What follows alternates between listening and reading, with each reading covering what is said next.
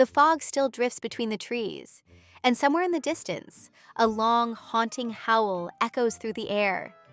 It's not just a sound, it's a language, a call, a signal. Out there, deep in the wild, a different order exists. No courts, no police, but clear rules that everyone follows. Today, we're stepping into the world of wolves, animals surrounded by countless myths, yet guided by a wise, powerful, and often deeply moving system of coexistence. The laws of the wolfpack aren't fiction. They are a real social code, shaped by evolution and confirmed by science. And perhaps within these wild rules, we might recognize something of ourselves. Subscribe to the channel.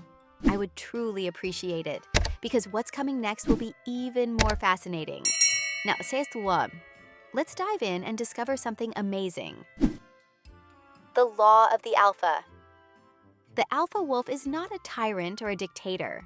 It is the father or mother of the family, leading the pack not through aggression, but through trust and experience. In the wild, a wolf pack is most often a family unit, where the alpha pair are the parents, and the others are their offspring. The alpha decides when to hunt, where to migrate, and how to respond to danger.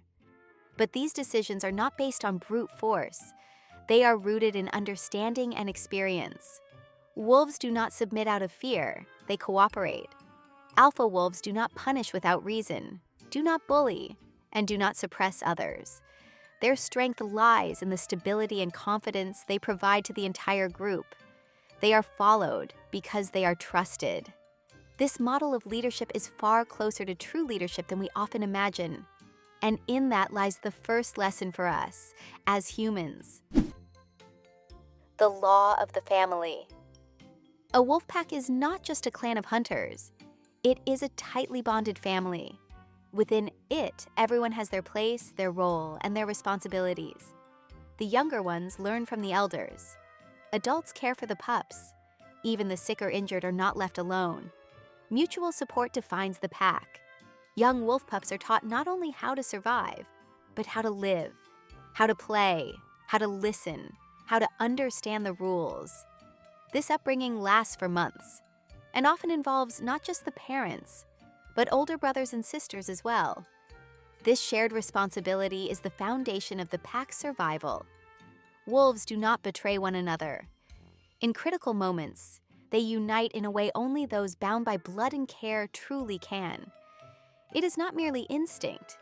It is social behavior rooted in deep emotional bonds. The law of food. After the hunt, the alpha wolf is the first to approach the prey. Not because they are the strongest, but because it is part of the social contract. The others wait their turn. It may seem incredible, but in the wild, where survival depends on every piece of meat, wolves maintain order. The younger, the weaker, the subordinate members, all know their place. This balance of discipline and fairness reduces conflict and helps the pack preserve its strength. Wolves do not turn on one another. On the contrary, even in times of food scarcity, they may bring food to a weaker or injured member. Such behavior is rare among predators, but for wolves, it is the norm. Food is not war. It is a ritual built on trust. The law of learning. In a wolf pack, learning begins in early childhood. At first, wolf pups play. But these games are far more than entertainment. They train coordination, reflexes, and teamwork. As they grow older, they observe the adults during hunts. They are gradually allowed to try different roles: the chaser, the flanker, the attacker. The elders teach patiently, without punishment, without humiliation. Young wolves are not driven out of the family until they are ready to live independently. And even then, they may return if they fail to find a mate. The transfer of knowledge is not an individual process. It is a collective effort that shapes a strong, resilient, and adaptable community. Without learning, a wolf cannot become a hunter. But without the pack, it will never truly become a wolf. The law of protection. If a member of the pack is in danger, the others come to help, even at the risk of their own lives. This kind of loyalty has been observed again and again in the wild. When a pup falls behind, the pack waits. When an adult is injured, food is brought to them. In some cases, wolves have even been seen guarding the bodies of deceased relatives. It may seem like a level of emotional depth we associate only with humans. But wolves are capable of empathy. They care. They respond to distress. They grieve.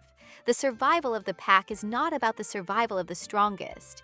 It is about surviving together. The law of territory. Every pack has its boundaries, and they guard them carefully. These borders aren't marked with signs, but with scent, with howls, and with regular patrols. Strangers are not allowed in, not out of cruelty, but out of necessity, for their own safety and for the safety of others. Because a clash between packs always carries risk. Yet wolves do not rush into conflict. They warn first. They howl to signal their presence. They give the other side a chance to retreat. Territory is not just hunting ground. It is space for raising offspring, a zone of trust, a place where life unfolds. And even among predators, there is an unspoken agreement. This is ours. That is yours. The law of silent communication. In the wolf's world, there are no shouting matches, no debates, no quarrels like in the human world. Everything is decided through body language. It is a quiet language, but an extraordinarily deep one. A single movement of the tail, a tilt of the head, the position of the ears, and the entire pack already understands what is happening. Wolves can convey dozens of signals without making a single sound. If a wolf raises its tail vertically, it signals confidence or status. If it lowers its ears and tucks its tail, it shows submission. Their eyes, their jaws, even the way they walk can communicate mood, intention, anxiety, or calm. This is communication refined by evolution. Howling is only the tip of the iceberg. The core of their interaction is nonverbal, and it works flawlessly. A pack functions as a single organism, not because commands are spoken aloud, but because each member sees, senses, and reads the behavior of the others. Such a level of synchronization is only possible through deep trust and constant attentiveness.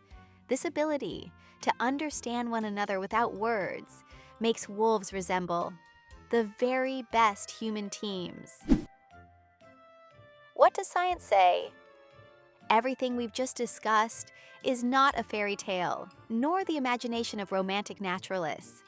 These are the results of decades of scientific research conducted in vastly different environments, from the snow-covered forests of Canada to the valleys of Yellowstone National Park in the United States. One of the leading wolf researchers, David Meck, after years of studying wolves in captivity, revised his earlier views and acknowledged that alpha dominance does not function in the wild the way it was once believed to. A pack is a family. Behavior is coordination, not competition. Numerous field studies also show that wolves are capable of empathy, strategic thinking, and even collective decision-making. Their body language is more complex than we once imagined, and their signaling system is precise and multi-layered. Scientists have observed wolves caring for injured members, organizing hunts, raising young, and maintaining social stability across many seasons. These are documented, repeatedly confirmed facts. And the more we learn, the deeper our admiration grows for this wild harmony. In a world that often feels chaotic, a wolfpack reminds us that order can exist without force and leadership without fear. This is not a fairy tale about wild animals. It is an example of how even in nature, mutual respect, learning, support, and a clear understanding of roles truly work.